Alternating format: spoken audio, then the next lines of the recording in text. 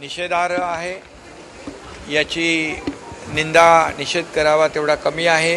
कारण RSS राष्ट्रीय स्वयंसेवक संघ हा एक कडवट देशभक्त राष्ट्रभक्त ही संघटना आहे आणि कधी जेव्हा आपत्ती संकट येतं त्यावेळेस RSS ही संघटना धावून जाते आणि प्रखर राष्ट्रभक्त आणि देशभक्ती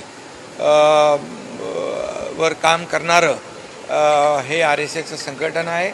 आणि खरं म्हणजे अशा RSSवर बंदी घालावी असं म्हणणं अतिशय दुर्दैवी आहे, अतिशय चुकीचं आहे. 10 गुंठे फक्त 12 लाखात, खरंच का? होय, TRS डेव्हलपर्स आपल्यासाठी घेऊन आलेले आहेत प्रशस्त असे 10 गुंठ्यांचे प्लॉट्स.